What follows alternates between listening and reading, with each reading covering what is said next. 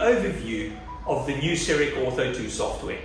Patrik's going to take us through the journey of exactly what's involved in working through the workflow. We'll see the simplicity of Dentsplastirona and how well it can be applied to surgery to get very quick results for your patients, but also very quick data capture for yourself.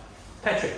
Yeah, I really like the software. It's bringing everything together. It's a very similar workflow to what we're used to from the normal chairside CAD/CAM design. And here we're starting off with, we've got a patient scan here, and it's creating the models in the background in the usual way. The scanning is very similar.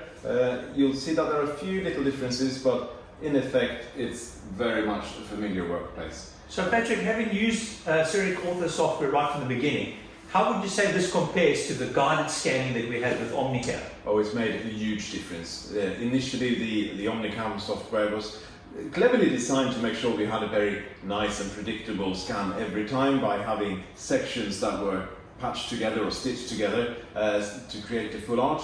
But here we can just scan like we normally do with a full arch, right from one side to the other, 7 to 7, in a very predictable way, and it's very accurate now, so it works so much better. So one of the things, if you look at the other Mini Bytes tutorials, you'll see the correct scanning techniques, and this is also very critical because if you overscan, you're going to have a lot of excess data and difficulty with producing the STL models. So make sure you're using an effective scanning technique to simplify the scan and simplify your models to make your workflow a lot easier using Dentsplastirona CEREC. What we've done here now is to create the scans, and we've got the models set up, and of course it's very important that we get the alignment correct. This is something that happens in the background on your normal CEREC crown and bridge version. You can go in and change it, and often it's well worth doing that, but in the CEREC Ortho we still have this feature where we go in and check and see that everything is aligned. So basically bringing the arches in, I usually look at the top arch, midline, and of course this is not the ideal position, but it's where your patient actually sits. The relevance of this, of course, is that when you start to segment the teeth, the software knows exactly the orientation of the model to make the correct segmentation for each correct tooth. Just makes the whole algorithm and the processing of the data much more efficient. So we okay that, and then we move on to a step that's unique for the Ortho software, and that's marking the teeth. So we've got our model axis correct, and then what we'll see here now is one arch at a time with the teeth numbering.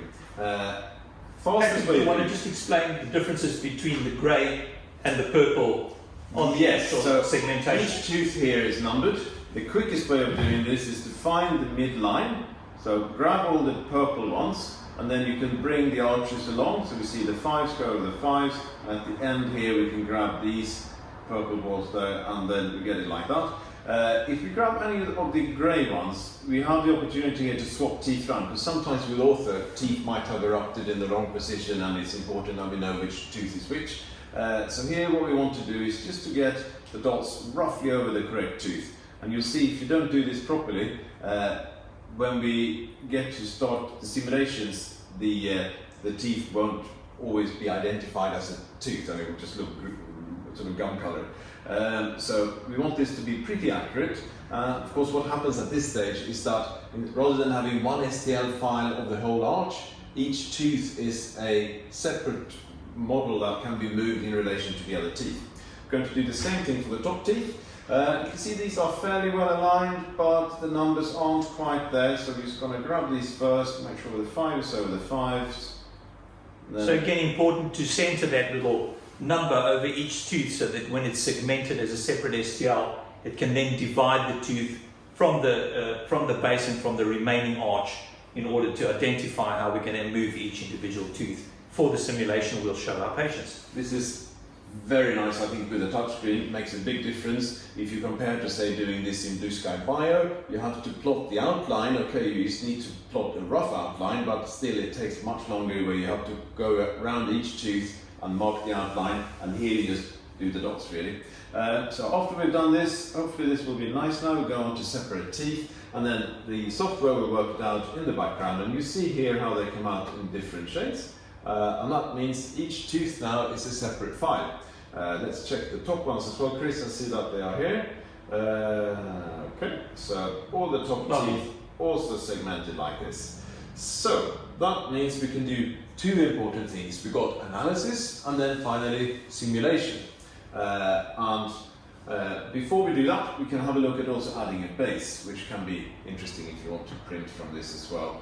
So the base is important to ready your model for 3D printing. So what it's really doing, it's creating the ideal model base and a balanced study model that we can then create through the 3D printer and be able to examine that physically and demonstrate that to our patients. So there's a few tools which Patrik will talk to us about to actually position the bases correctly and get the right proportions for the bases. You can't